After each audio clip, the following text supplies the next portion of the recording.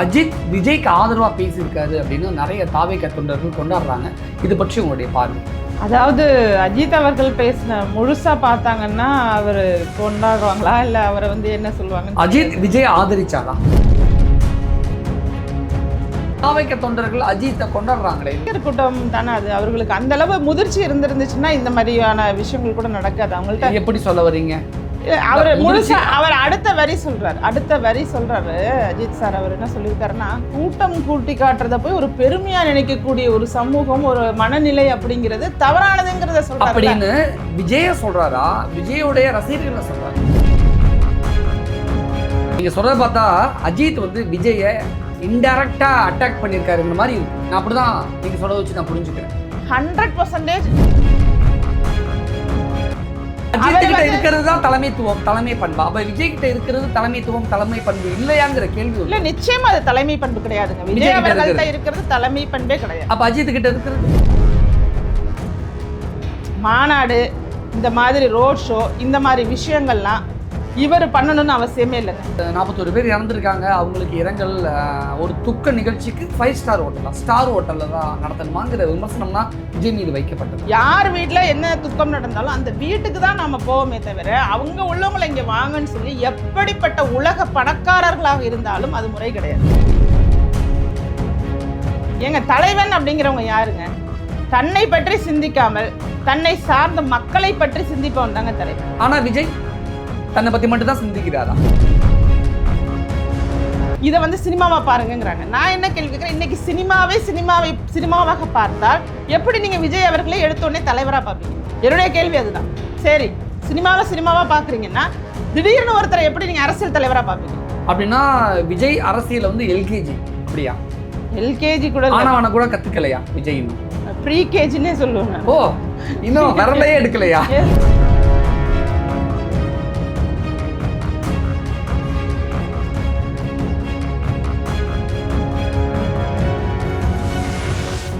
வணக்கம். இன்றைய நமது சிறப்பு விருந்தினர் அனைத்து மக்கள் அரசியல் கட்சியின் நிறுவன தலைவர் ராஜேஸ்வரி பிரியா அவர்கள். வணக்கம். வணக்கம். கரூர் சம்பவம் பற்றி விஜய்க்கு எதிராக நிறைய பேர் பேசினாங்க, விஜய்க்கு ஆதரவாகவும் நிறைய பேர் பேசினாங்க. இப்போ நடிகர் அஜித்குமார் பேசின விஷயம் பேசும் பொருளாக மாறி இருக்கு. நடிகர் அஜித் விஜய்க்கு ஆதரவாக பேசியிருக்காரு அப்படின்னு நிறைய தாவேக தொண்டர்கள் கொண்டாடுறாங்க. இது பற்றி உங்களுடைய பார்வை? அதாவது அஜித் அவர்கள் பேசின முழுசா பார்த்தாங்கன்னா அவர் கொண்டாடுவாங்களா இல்லை அவரை என்ன சொல்லுவாங்க? அஜித் விஜய் ஆதரிச்சாரா? இல்லை, ஆதரிச்ச மாதிரி இல்லை. என்ன சொல்லியிருக்காருன்னா, எல்லாருக்கும் பொறுப்பு இருக்குது அப்படிங்கிற இடம் எதை குறிக்குதுன்னா, அந்த மாதிரி ஒரு கூட்டத்துக்கு நீங்கள் போனதும் தப்பு அப்படிங்கிற மாதிரி ரசிகர்களை நோக்கியும் சொல்லுவாரு. ஆனால் விஜய் மட்டும் குறை சொல்ல முடியாது அப்படின்னு அதை வெளிப்படையாக சொல்ல முடியாமல் இப்போ நீங்கள் ஒருத்தர் மேலே குறை சொல்ல முடியாதுங்கிற இடத்துலையே என்ன ஆகிடுதுன்னா அவர் மேலே தான் தவறு அப்படிங்கிறது தான் அவரே இப்போ நம்மலாம் பேசும்போது எல்லாரும் பேசும்போது கவர்மெண்ட்டோட மிஸ்டேக்கு, இந்த மாதிரி சட்ட ஒழுங்கு சீர்கேடு, இந்த மாதிரி உளவுத்துறை வேலை பார்க்கல, காவல்துறை சரியாக செயல்படலை, அங்கே அதிகாரிகள்லாம் சரியான முறையில் கூட்டத்தை கட்டுப்படுத்தலை, அதற்கான முன்னெச்சரிக்கை நடவடிக்கைகள் எடுக்கலை, இது மாதிரியான நிறைய கருத்துக்களை சொல்லிகிட்டு இருக்கும்போது இப்போ அதில் எதையாச்சும் ஒன்று அவர் சொல்லி இது மாதிரியான ஒரு விளக்கத்துக்கு போயிருந்தால் நம்ம வேறு மாதிரி பார்க்கலாம். இதை ஒருத்தரோட குற்றம் இல்லை அப்படிங்கிற இடத்துலையே அவர் மேலே தான் குற்றம் இருக்கிறதாக வெளிப்படையாக அவர் தான் இப்போ சொல்லியிருக்காரு. உண்மையிலேயே அஜித் சாரோட தைரியத்தை நான் பாராட்டுறேன். ஏன்னா அந்த இடத்துல தெள்ள தெளிவாக சொல்லியிருக்காரு. இதுக்கு ஏன்னா விஜயும்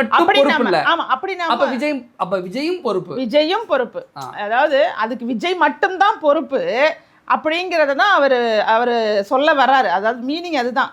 அப்ப ஆனா அதுக்கு அவர் விஜய் மட்டும் தான் பொறுப்பு, ஆனா விஜய் மட்டும் பொறுப்பு அல்ல. இதுதான் மீனிங். ஆனா தாவேக தொண்டர்கள் அஜித்தை கொண்டாடுறாங்களே, இந்த சப்போர்ட் அஜித்தே விஜய்க்கு ஆதரவு தெரிவிச்சிருக்காரு. இல்ல, அதாவதுங்க அந்த அவங்க ரசிகர் கூட்டம் தானே அது. அவர்களுக்கு அந்த அளவு முதிர்ச்சி இருந்துச்சுன்னா இந்த மாதிரியான விஷயங்கள் கூட நடக்காது. அவங்கள்ட்ட எப்படி சொல்ல வரீங்க? அவர் அடுத்த வரி சொல்றாரு அஜித் சார். அவர் என்ன சொல்லியிருக்காருன்னா, கூட்டம் கூட்டி காட்டுறத போய் ஒரு பெருமையா நினைக்கக்கூடிய ஒரு சமூகம், ஒரு மனநிலை அப்படிங்கிறது தவறானதுங்கிறத சொல்றாரு அப்படின்னு விஜய சொல்றாரா? விஜயோடைய ரசிகர்கள் சொல்றாரா? இல்ல, அது யாருக்கு பெருமை? இப்ப விஜய்க்கு பெருமை. ஆமா, அவர் தானே, அவங்களை சார்ந்தவர்கள் தானே கூட்டம் கூட்டுறது தான் பெருமை. நம்ம கூட்டத்தை காமிக்கணும், நம்ம வெயிட் என்னங்கிறத நம்ம போகும்போது வர கூட்டம் தான் அதை எடுத்து சொல்லுங்கிற மாதிரி ஒரு அவங்களுக்குள்ளவே அரசியல் புரிதல் இல்லாமல் ஒரு ஒரு விஷயத்தை கிரியேட் பண்ணணும் அப்படிங்கிற மாதிரி கிரியேட் பண்ணுறாங்கல்ல, அதுவே தவறுன்னு அவர் சொல்கிறாரு. இல்லை நீங்கள் சொல்கிறத பார்த்தா அஜித் வந்து விஜயை இன்டைரக்டாக அட்டாக் பண்ணியிருக்காருங்கிற மாதிரி இருக்குது. நான் அப்படி தான் நீங்கள் சொல்கிறத வச்சு நான் புரிஞ்சுக்கிறேன். 100% அட்டாக் பண்ணாருன்னு நம்ம எடுத்துக்க வேண்டாம்.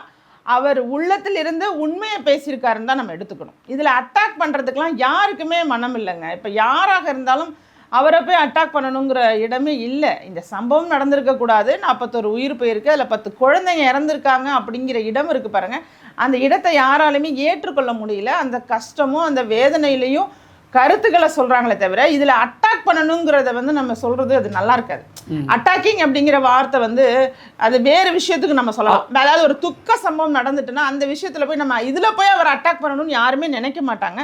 பொதுவாக அவர் என்ன சொல்ல வர்றாருன்னா, நீங்கள் சினிமா துறையில் இருந்துட்டு இந்த மாதிரி ஒரு மைண்ட் செட்டில் இருந்தால் நாளைக்கு சினிமா துறையே ஒரு தவறான பிம்பமாக சித்தரிக்கப்பட்டிருது, சினிமா துறைக்குமே இதனால ஒரு அவப்பெயர் வருது அப்படிங்கிறத அவர் பிரேவாக சொல்லியிருக்காரு, தைரியமாக எடுத்து சொல்லியிருக்காருன்னு தான் எடுத்துக்கணும்.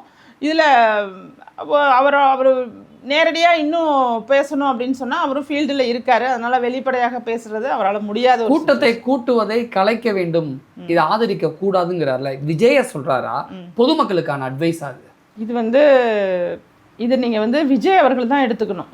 விஜய்க்கு தான் அஜித் அட்வைஸ் பண்றாங்க. ஆமாங்க. இப்போ நான்லாம் கரெக்டாக இப்போ அஜித் சார் என்ன சொன்னாங்களோ அதையே தான் நானும் சொல்கிறேங்க. இப்போ ஃபஸ்ட் எடுத்த உடனே ஒரு சினிமாக்காரவங்களை பார்க்க போய் இந்த மாதிரி ஒரு சம்பவம் நடந்திருக்குங்கிறது என்னால் தாங்கிக் கொள்ள முடியவில்லைங்கிறது தான் நான் பதிவு பண்ணினேன். அந்த இடத்துல அஜித் ரொம்ப பாசிட்டிவான பர்சன், பெண்களை மதிக்கக்கூடியவர் அப்படின்னு ஒரு இடத்துல சொல்கிறீங்களே. அஜித்தோடைய சமீபத்திய செயல்கள் அப்படின்னு பார்த்துக்கிட்டோம்னா, திருப்பதி ஏழுமலையான் கோயிலில் தலை அப்படின்னு ஒருத்தர் அஜித்தை கூப்பிட்றாரு. கத்தக்கூடாது, ஒன்று தலைன்னு சொல்லக்கூடாதுங்கிற மீன் சொல்லியிருக்கான், அல்லது கத்தக்கூடாதுன்னு சொல்லியிருக்கான், அல்லது இது கோயில் பேசாத, அது சத்தம் போடாத, ஆர்ப்பரிச்சு கத்தாத அப்படிங்கிற மீனில் எப்படி சைலன்ஸ் அப்படிங்கிற மாதிரி காட்டிட்டு டோன் அப்படின்னு சொல்லியிருப்பாரு. ஒன்று. இன்னொன்று வந்து அஜித் கார் ரேஸுங்கிறப்ப அது ஃபாரினில் யாரோ ஒருத்தங்க விசில் அடிப்பாங்க. அதுக்கு முன்னாடி வரைக்கும் அந்த ரசிகரும் ஏதோ சைகை கட்டுவார், ஏதோ கை கட்டுவார், வெறும் என்ஜாய் பண்ணுவார். அஜித்தும் கை காட்டி சொல்லுவார். அந்த ரசிகரை விசில் அடிக்கும் போது அது ஒரு கார் ரேஸ் நடக்கிற இடம், டோன்ட் பண்ணாதீங்க அப்படின்னு வார்ன் பண்ணுவார், கண்டிப்பார். அப்போ அஜித்தோடைய இந்த பிஹேவியர்ஸுக்கும் அப்படியே கம்பேர்ட் டு விஜயோட பிஹேவியர்ஸ் ரெண்டுமே கம்பேர் பண்ணி அஜித் விசஸ் விஜய் கம்பேர் பண்ணி சொல்ல முடியுமா? அதுதாங்க இவர் முறைப்படுத்துறாரு, தன்னை சார்ந்த ரசிகர்களை முறைப்படுத்துறாரு, நெறிப்படுத்துறாரு. ஆமா, நெறிப்படுத்துறாரு. அதாவது ஆமா, அஜித் சார் வந்து நீ எனக்கு ரசிகனா இருக்க அப்படின்னா உனக்கு சில குவாலிட்டி வேணும் அப்படிங்கிறத வலியுறுத்துறது. எஸ், என்னுடைய ரசிகருக்கு சில குவாலிட்டி வேணும், அந்த குவாலிட்டிஸோட இருந்தீங்கன்னா நீ ரசிகராரு, நீ கோச்சுக்கிட்டாலும் பரவாயில்ல. அஜித் கிட்ட இருக்கிறது தான் தலைமைத்துவம், தலைமை பண்பு. அப்ப விஜய் கிட்ட இருக்கிறது தலைமைத்துவம், தலைமை பண்பு இல்லையாங்கிற கேள்வி இல்ல. நிச்சயமா அது தலைமை பண்பு கிடையாதுங்க. விஜய் அவர்கள்ட்ட இருக்கிறது தலைமை பண்பே கிடையாது. அப்ப அஜித் கிட்ட இருக்கிறது அது ஒரு நல்ல தலைமை பண்பு, சிறந்த தலைமை பண்பு தான். நீங்க அப்ப அஜித்தை பார்த்து விஜய் கற்றுக்கொள்ள வேண்டுமா? நல்லதை யார்கிட்ட இருந்து வேணாலும் கற்றுக்கொள்ளலாம். நல்லதை யார் சின்ன குழந்தைகிட்ட இருந்து கூட கத்துக்கிறதும் ஒரு தலைமை பண்பு தான். நீங்கள் அந்த கற்றுக்கணுங்கிற இடமே வந்து ஒரு தலைமை பண்பு தான். அதை கற்றுக்கொள்ளவில்லை, இதனால் வரைக்கும் அதை கற்றுக்கலாம். நான் ஏற்கனவே சொன்னேன், அதாவது நீங்கள் அரசியலுக்குள்ளே வரும்போது இந்த க்ரௌடை நீங்கள் கிளாஸிஃபை பண்ணணும். அவங்க ரசிகர்கள் வேறு, தொண்டர்கள் வேறு. நீங்கள் அரசியலுக்காக வரும்போது அது தொண்டர்களின் கூட்டமாக இருக்கணுமே தவிர ரசிகர்களின் கூட்டத்தை அங்கே நீங்கள் கூப்பிடக்கூடாது. நீங்கள் என்ன பண்ணியிருக்கணும், நான் வந்து உங்களை சினிமா ரசிகர்களுக்கு நான் தனியாக வந்து வேறு விதமான ஈவெண்ட் கூட நான் பண்ணிக்கிறேன், ஆனால் இப்போ நான் வர்றது அரசியல் பேச வர்றேன். அரசியல் பேச வரும்போது யார் அரசியலை சார்ந்து கேட்க விரும்புகிறீங்களோ அவங்க வாங்கன்னு சொல்லியிருக்கணும். அவங்க அரசியல் படுத்தாமல் இப்படி ஒரு நிகழ்ச்சிகளையும் நிகழ்வுகளையும் இதுங்க. இப்போ மாநாடு, இந்த மாதிரி ரோட் ஷோ, இந்த மாதிரி விஷயங்கள்லாம் இவர் பண்ணணும்னு அவசியமே இல்லைங்க. இன்னைக்கு அவர் வந்து எல்லாத்தையும் பணையுறுக்குவாங்க. நீங்கள் வந்து தூய்மை பணியாளர்களாக பணையுறுக்குவாங்க, நீங்கள் துக்க வீடா நீங்கள் எல்லாம் பணையுறுக்குவாங்க, தலைவர்களாக நான் அங்கேயே வச்சு மாலை இப்படி வந்து அந்த மாதிரி எல்லாவற்றையும் அவர் பனையூரில் பண்ணுறாரு. உண்மையிலேயே ஒரு நல்ல அரசியலை பண்ணணும்னா கூட அங்கேயே உட்காந்துட்டு கூட நீங்கள் யூரோப்பியன் ஸ்டைலில் கூட உங்களோட கருத்துக்களையும் உங்களோட விஷனையும் நீங்கள் சொல்லி எடுத்துகிட்டு போய் அரசியலை நீங்கள் பண்ணியிருந்துருக்கலாம். இந்த மாதிரி உங்களோட கூட்டத்தை காட்டணும். உங்களுக்கு யார் கொடுத்த ஐடியா? நீங்கள் மாநாடு போட்டால் கூட்டம் வருமா வராதான்னு யாருக்குமே தெரியாதா? 41 பேர் இறந்துருக்காங்க, அவங்களுக்கு இரங்கல் ஒரு துக்க நிகழ்ச்சிக்கு 5 ஸ்டார் ஹோட்டலா, ஸ்டார் ஹோட்டலில் தான் நடத்தணுமாங்கிற விமர்சனம்னா விஜய் மீது வைக்கப்பட்டதில்ல. அப்போ அதில் கூட விஜய்க்கு சரியான முடிவு எடுக்க தெரியலையா? அது வந்து அவங்களுடைய விருப்பங்க. அவங்க வந்து ஒரு என்ன விமர்சனம், என்ன டீ கடை நான் என்ன சொல்கிறேன், இவர்களை அழைத்ததே தவறுங்கிறேன். இவங்களை அழைத்து கொண்டுட்டு வந்து ஸ்டார் ஹோட்டலில் வைக்கட்டும், ஒன்றும் தவறில்லை. அவங்கள்ட்ட பணம் இருக்குது, அதை ஸ்பெண்ட் பண்ணுறாரு, அவங்க வந்துட்டு போட்டோம், அதனாலலாம் ஒன்றும் பிரச்சனை இல்லை. ஆனால் துக்க வீட்டுக்கு நாம் போகாமல் அந்த துக்கம் விசாரிக்கிறதோட ஸ்டைல்னு ஒன்று இருக்குது பாருங்கள். உலகம் முழுவதும் ஒன்று தான். ஆமாம், யார் வீட்டில் என்ன துக்கம் நடந்தாலும் அந்த வீட்டுக்கு தான் நம்ம போவோமே தவிர அவங்க உள்ளவங்களை இங்கே வாங்கன்னு சொல்லி எப்படிப்பட்ட உலக பணக்காரர்களாக இருந்தாலும் அது முறை கிடையாது. வீடியோ ரெடி பண்ணி தன்னிலை விளக்கம் கொடுத்துருந்தீங்க. ஒரு வீடியோ போட்டு நீங்கள் பேசுகிறத விட பத்திரிகையாளர்கள் வந்து மக்களை பிரதிபலிக்கக்கூடியவர்கள். அவர்கள் வந்து மக்கள் என்ன யோசிப்பாங்களோ என்ன சிந்திப்பாங்களோ அந்த கேள்விகளை உங்கள் முன்னாடி வச்சுருப்பாங்க. அதற்கு நீங்கள் நேரடியாக விளக்கம் கொடுத்துருந்தீங்கன்னா உங்கள் மேலே வந்து ஒரு தலைமைத்துவம் இருக்குது, இவர் ஒரு அரசியலுக்கு ஏற்ற நபர், அரசியலுக்கான தலைவர் அப்படிங்கிற இடத்தை நோக்கி நீங்கள் நகர்ந்துருப்பீங்க. இந்த இடத்துல நீங்கள் தலைவருங்கிறதே விட்டுடுறீங்க. நீங்கள் ஒரு மாஸ் பர்சன் அப்படிங்கிறது ஆல்ரெடி எவ்ரிபடி நோ, எல்லாருக்கும் தெரிஞ்சது தான். நீங்கள் ஒரு சினிமாவில் ஒரு முக்கியத்துவமாக நடிகர், ஒரு பிரபலம், உங்களை தமிழ் மக்களுக்கு எல்லாருக்கும் தெரியும் அப்படிங்கிறதெல்லாம் எந்த மாற்று கருத்துமே கிடையாது. நீங்கள் அதை விட்டு தாண்டி அரசியல் அப்படிங்கிற இடத்துக்குள்ளே வரணும்னா நீங்கள் எப்படி மாநாடு இதெல்லாம் நீங்கள் பண்ணணும்னு உங்களுக்கு ஐடியா யாரோ கொடுத்தாங்களோ, ஏன் பத்திரிகையாளர்களை சந்திக்கணும்னு ஐடியா கொடுக்க மாட்டாங்க?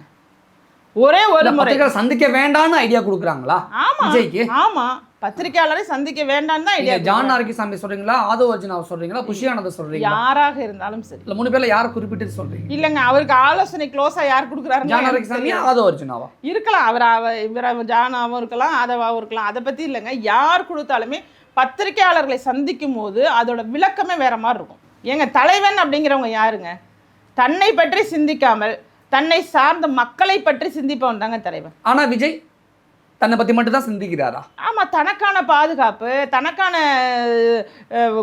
இது கவர்மெண்ட்ல பாதுகாப்பு கொடுத்துருக்காங்க, ஓய்பிரிவு கொடுத்துருக்காங்களா, அந்த ஆமா அந்த பாதுகாப்பு இருக்கு. அது இல்லாம நீங்க அடிஷ்னலாக பவுன்சர் வச்சுக்கிறீங்க, வெளிநாட்டு பவுன்சர். ஆமாம், வெளிநாட்டிலேருந்து பயங்கரமாக சம்பளம் கொடுத்து பவுன்சர்ஸ், அதெல்லாம் உங்களை பாதுகாத்து கொள்ள வேண்டும் என்கிற இடத்துலையும் உங்களுக்கு எல்லா சேஃப்டியும் நீங்கள் பண்ணிக்கிறீங்க. ரசிகர்கள்ட்டேருந்து, தான் கட்சி தொண்டர்கள்ட்டேருந்து தனக்கு பாதுகாப்பு.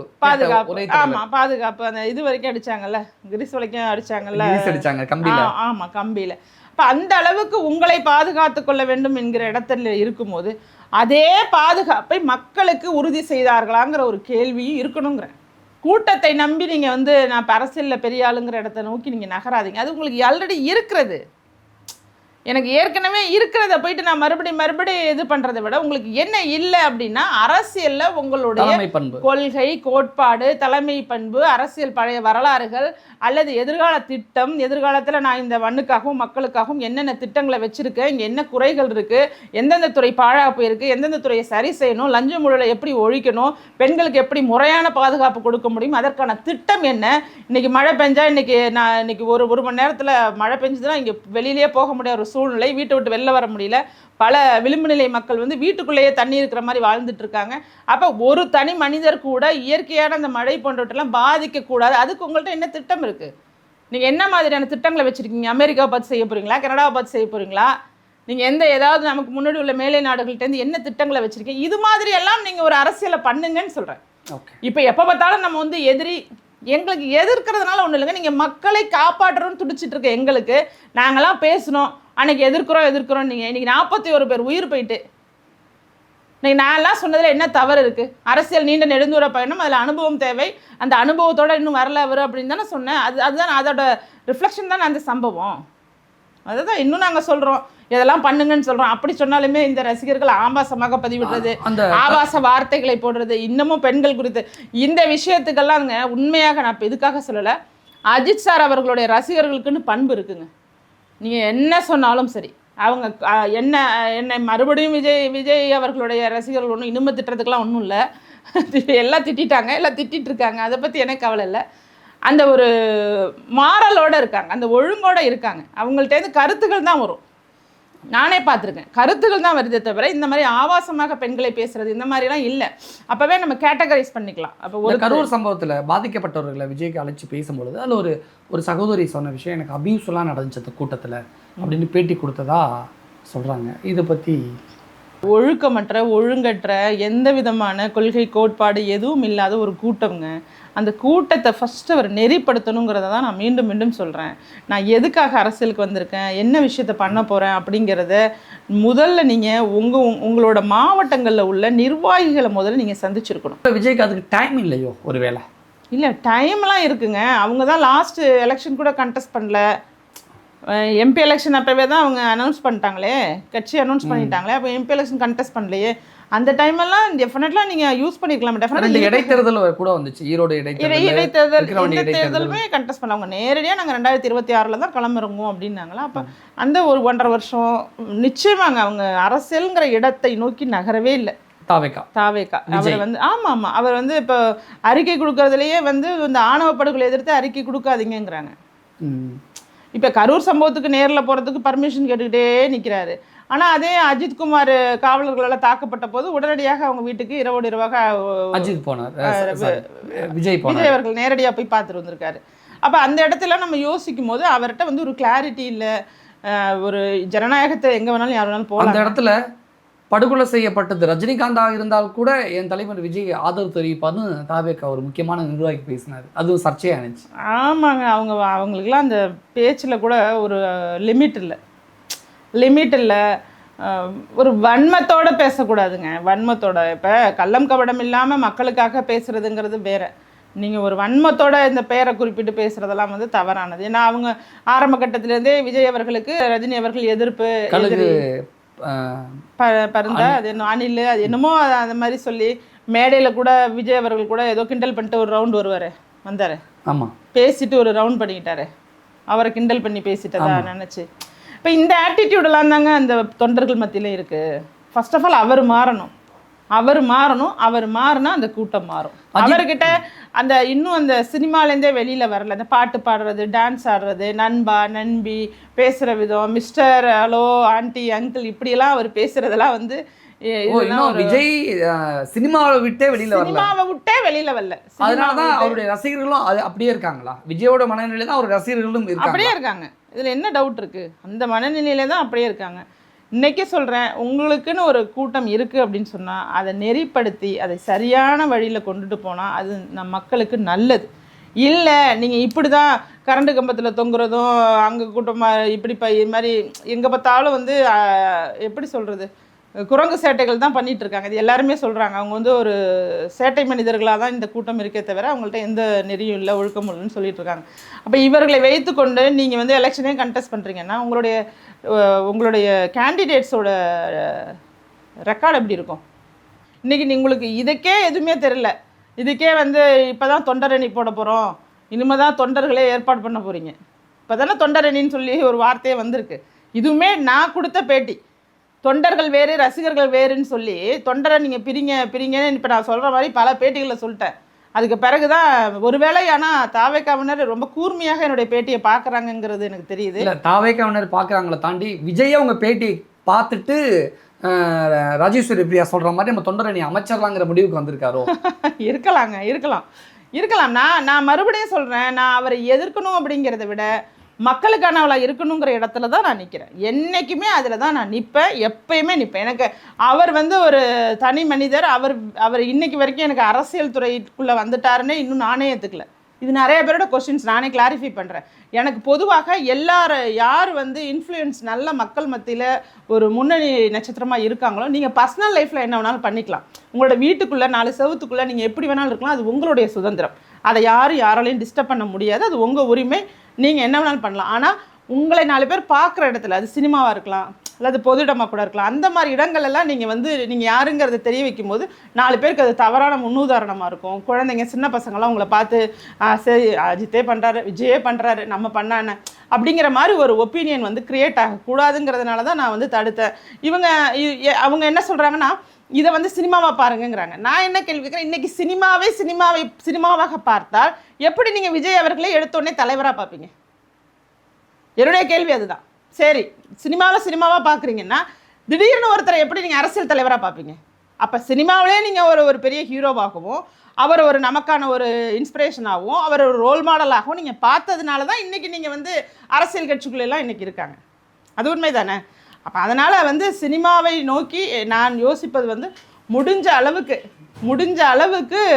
கொஞ்சம் உங்களோட சமூகத்துக்கான ஒரு ரெஸ்பான்சிபிலிட்டி, சோஷியல் ரெஸ்பான்சிபிலிட்டியோட இருங்க. இந்த இடத்துல அஜித் பேசின ஒரு முக்கியமான விஷயம் நம்ம கவனிக்க வேண்டியிருக்கு. கிரிக்கெட் ஸ்டேடியத்துலலாம் லட்சக்கணக்கான பேர் வராங்க, இதை விட அதிகமான கூட்டம் கூடுது, ஆனால் அங்கெல்லாம் எந்த விதமான அசம்பாவிதமும் நடக்கிறது இல்லை. ஆனால் ஒரு நடிகர் பார்க்க வரும்பொழுது மட்டும் இப்படி அசம்பாவிதம் நடக்குது, இதனால் ஒட்டுமொத்த நடிகர்களுக்கும் கெட்ட பேர் அப்படின்னு சொல்கிறாரு. அதாவது கிரிக்கெட்டை கம்பேர் பண்ணி நடிகரோட ஒப்பிட்டு பேசியிருக்காரு அஜித். அது எப்போவுமே விளையாட்டு வேறங்க. நீங்கள் விளையாட்டு வீரர்களை பார்க்குற விதம் வேற, சினிமா நடிகர்களை பார்க்குற விதம் வேறு. அவர்களுக்கே வந்து தெரியும், சினிமா நடிகரை பார்த்துட்டா தலகால் புரியாது, என்ன பண்ணுறோன்னே தெரியாது, ரொம்ப ஓவர் எக்ஸைட்மெண்ட் ஆகி ரொம்பவே அவர்களுடைய தன்னை மறந்த ஒரு நிலைக்கு தள்ளப்படுறாங்கங்கிறது தான் அவர் சொல்கிறாரு. அதையெல்லாம் மாற்றிக்கிங்க. இப்போ அஜித் சார் பொறுத்த வரைக்கும் இந்த தலைன்னு சொல்ல வேண்டாம், எனக்கு ரசிகர் மன்றம் வேண்டான்னு சொன்னவர். தனக்குன்னு ஒரு ரசிகர் மன்றமே வேண்டாம். ஒரு பெண் அரசியல்வாதி தான் காரணமா அஜித் தன்னுடைய ரசிகர் மன்றத்தை கலைப்பதற்கு?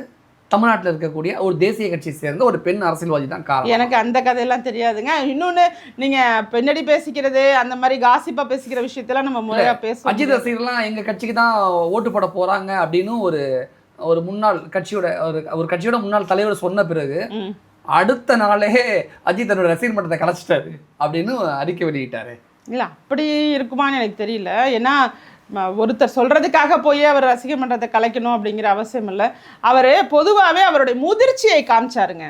ஏஜ் பை ஏஜ் வந்து வளர வளர, நான் தான் சொல்கிறேனே, அஜித் சாரும் சிகரெட் காட்சி நடிச்சிருக்காரு, ஆனால் இப்போ நடிக்கிறது இல்லை.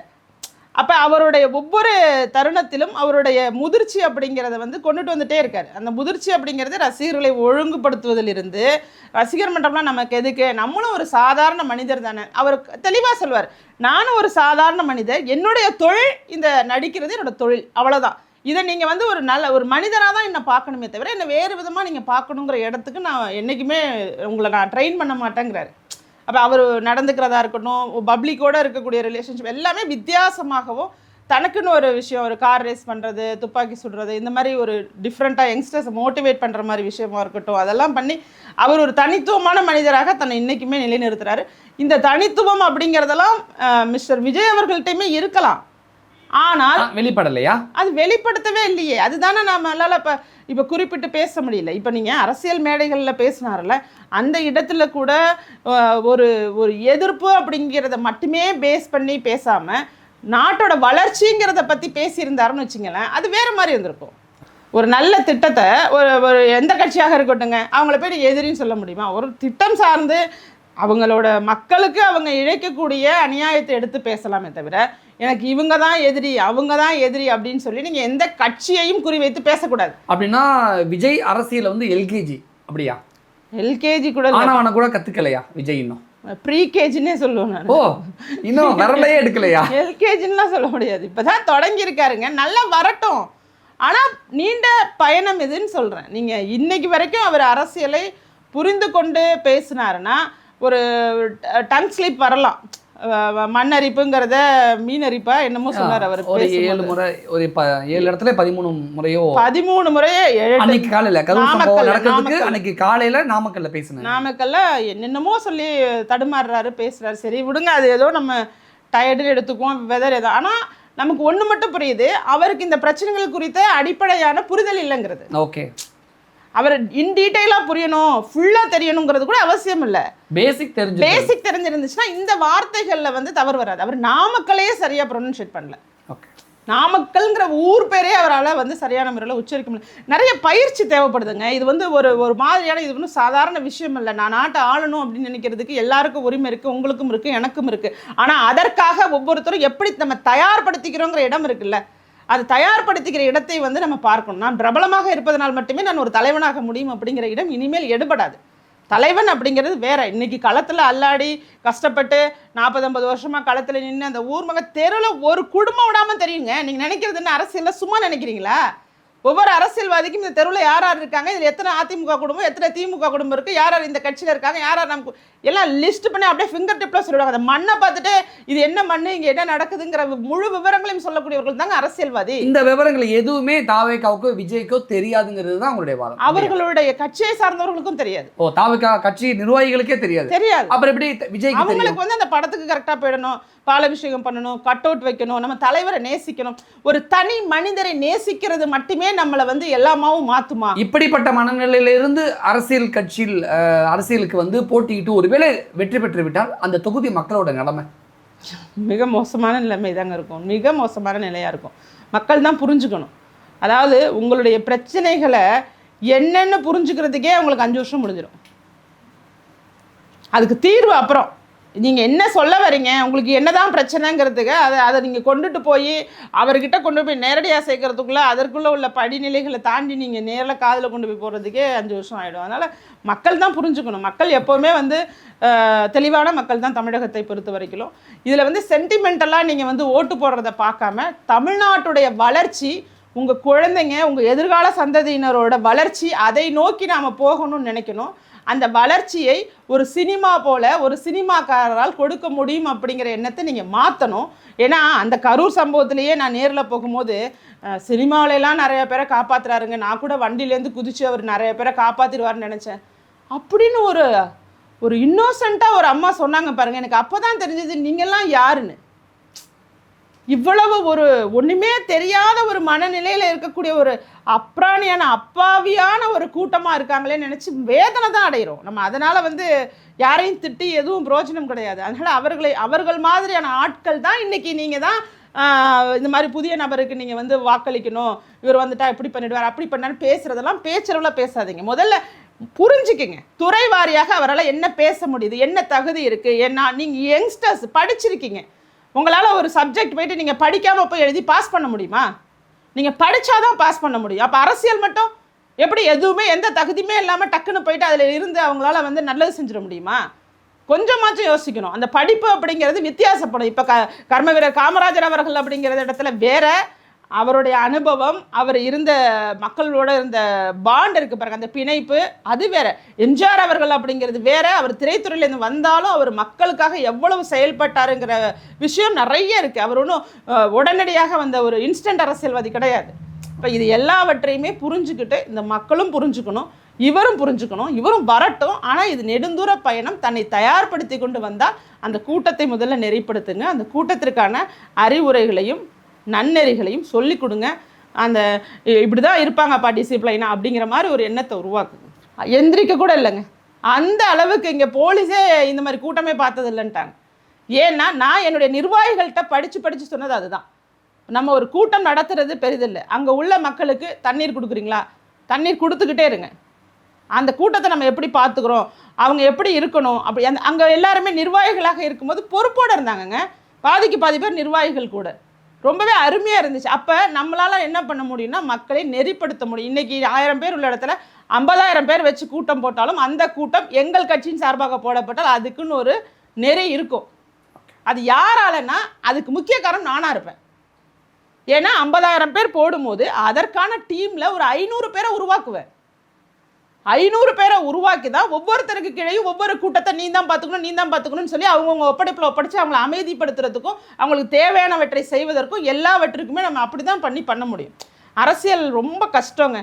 நீங்கள் நினைக்கிற மாதிரி இந்த மாதிரியான விஷயத்தில் இன்றைக்கி 41 உயிர் போயிட்டுங்கிறதுனால நம்ம இவ்வளோ பாடம் எடுத்துகிட்ருக்கோம். அவர் பாடம் எடுத்து அவருக்கு புரியுதா புரியலையா அதெல்லாம் தெரியாது. சென்டிமெண்டலாக மக்கள் மத்தியில் உங்களுக்கு நல்ல பேர் இருக்குது, நீங்கள் உங்களை பிடிச்சிருக்கு அப்படின்னு சொன்னால் அதை மட்டும் வச்சு நீங்கள் அரசியலில் ஜெயிச்சிடலாம் நினைக்கிறத விட்டுட்டு இன்னும் திறமையை வளர்த்துக்கிட்டு வாங்கன்னு சொல்கிறேன். விஜய்க்கு தலைமை பண்பு வேணுங்கிறத வலியுறுத்தி சொல்லியிருக்கீங்க. பொறுத்திருந்து பார்க்கணும் என்ன நடக்குது அப்படிங்கிறத நிறைய விஷயம் ஷேர் பண்ணிக்கிட்டீங்க. நன்றி.